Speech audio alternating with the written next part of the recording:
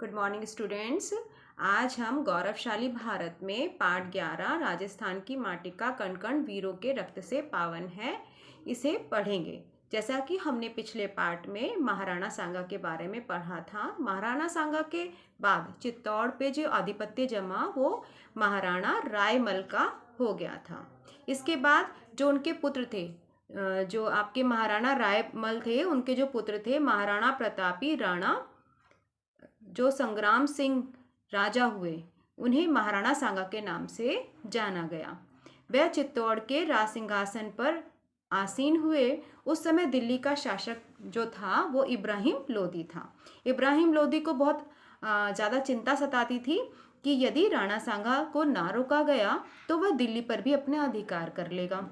राणा सांगा ने मेवाड़ की सीमाओं को दूर दूर तक विस्तारित कर दिया, यानी कि दूर दूर तक अपना अधिकार उस पर जमा लिया। राणा सांगा ने दिल्ली के बादशाह सहित जितने भी मुस्लिम शासक थे सत्ताओं में, उनको नाको चने चबा डाले और कुछ क्षेत्रों पर उनका अधिकार कर लिया। इब्राहिम लोदी ने एक विशाल सेना लेकर मेवाड़ को नष्ट करने के लिए आक्रमण कर दिया। महाराणा सांगा भी सेना लेकर आगे बढ़े और एक हड़ौती एक जगह है, उसकी सीमा जहाँ पर एक खतौली गांव था, उसके पास दिल्ली की शाही सेना से उनका टकराव हुआ। राजपूतों की मार से 2 लाख सैनिक, लगभग 2 लाख सैनिक वाली जो शाही सेना थी वो भी भाग खड़ी हुई।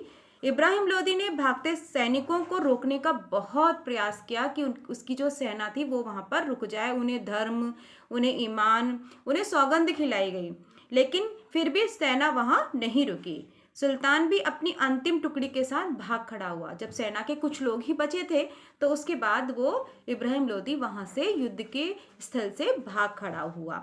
इब्राहिम का जो शहजादा था, यानी कि जो उनका पुत्र था, वो भी वहाँ से भागा जा रहा था, लेकिन उसके मन में एक आत्मग्लानि थी कि मैं एक युद्ध से पीछे भाग रहा हूँ। वो कुछ सेना के कुछ लोगों को लेकर फिर वो वापस युद्ध के मैदान में आया, लेकिन जो उसका पिता था इब्राहिम लोदी अपनी पुत्र की चिंता किए बगैर ही वहाँ से भाग निकला और उसने दिल्ली जाकर ही अपनी सांस ली। इब्राहिम के बहुत प्रयास से, प्रयत्न से, विनिमय करने के बाद युद्ध का हर्जाना देने पर ही महाराणा सांगा ने शहजादे को छोड़ा। उन्होंने बहुत विनती की इब्राहिम लोदी ने, तब जाके उसके पुत्र को छोड़ा गया। इसी समय महाराणा सांगा का एक हाथ भी कट गया था और तोप के गोले से जो उसके घुटना था वो जख्मी हो गया था। इससे वह बहुत ज़्यादा लंगड़े हो गए थे।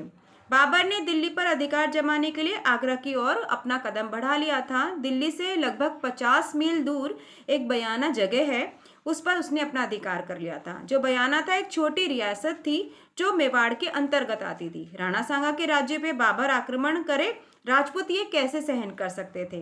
राजपूतों ने जो बयाना जगह थी उस पर अपना धावा बोल दिया। बाबर की सेना वापस भाग गई, वो डर गई थी और वो वापस भाग गई। राणा सांगा का जो बयाना जगह थी वहां पर फिर से उसका अधिकार हो गया था राणा सांगा का। बाबर ने कपट की चाल चली और उनसे संधि का प्रस्ताव रखा। वो उसे संधि करना नहीं चाहता था, लेकिन उसकी एक चाल थी कि मैं आपसे संधि करना चाहता हूँ। अपनी सेना मजबूत करने लगा, वो उसी बीच में अपनी सेना को मजबूत करने लगा। महाराणा सांगा यदि उस पर तुरंत आक्रमण कर उसका पीछा करते तो भारत को ये जो दुर्दिन था वो देखने को नहीं मिलता।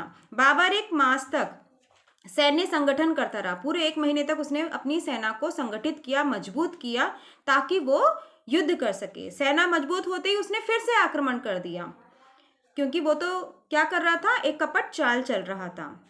यह युद्ध खानवा में हुआ, जो फतेहपुर से लगभग 10 मील की दूरी पर स्थित है, तो इसे खानवा का युद्ध के नाम से भी जाना गया।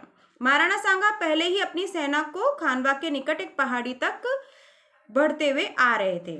राजपूतों के शौर्य की कहानियां बाबर की सेना को भयभीत कर रही थी, क्योंकि उन्होंने पहले से ही, उनकी सेना ने राजपूतों की जो शौर्य की कहानियां थी वो बहुत ज़्यादा सुन रखी थी कि राजपूत बहुत ज़्यादा पावरफुल होते हैं। राजपूतों का पहला प्रहार इतना भयंकर हुआ कि मुगल सेना जो थी वो तितर बितर हो गई, किंतु जो मुगलों की जो तोप थी उन्होंने अपना काम बहुत अच्छे से किया। राजपूत उसके तोपखाने पर टूट पड़े।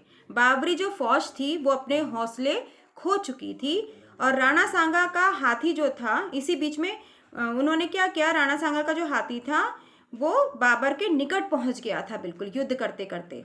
इतने बहादुर थे वो लोग। तो बाबर को पकड़ने की तैयारी ही चल रही थी कि एक तीर राणा सांगा की आंख में आकर लग गया। महाराणा मूर्छित होकर हाथी के रौंदे से गिर गया, यानी कि जो उसमें बैठने के लिए एक स्थान होता है ना, उसे रौंदा बोलते हैं, उससे वो नीचे गिर गया। जो जय थी यानी कि जो विजय थी वो पराजय में परिवर्तित हो गई। राजपूत राणा सांगा को सुरक्षित स्थान पर ले गए। इस घटना से बाबरी सेना में फिर से नया जोश भर गया, क्योंकि जब राणा सांगा के आंख में तीर लग गया था तो वो अपने जो हाथी का रौंदा था उससे नीचे गिर गया था। तो जो बाबरी सेना थी वो अपने आप को मजबूत मांगने लगी, उसे अपने आप में जोश आने लगा। राजपूत सेना राणा सांगा को ना पाकर भाग खड़ी हुई। महाराणा सांगा की हार हुई। उनका शरीर घावों से पहले ही बहुत ज़्यादा छलनी हो चुका था। एक हाथ, एक पैर, एक आंख, वो भी पूरी क्षतिग्रस्त हो गई थी। शरीर में लगभग 80 के करीब घाव थे। तब तक वे जूझते रहे जब तक उनके तन में सांस थी। और राणा सांगा का ये अद्भुत जो पराक्रम था वो भावी पीढ़ी को सदा प्रेरित करता रहेगा। इतने महान थे महाराणा सांगा। कल हम इसमें महारानी पन्ना के बारे में, जो महारानी पन्ना जो उसकी दासी पन्ना थी उसके बारे में हम पढ़ेंगे।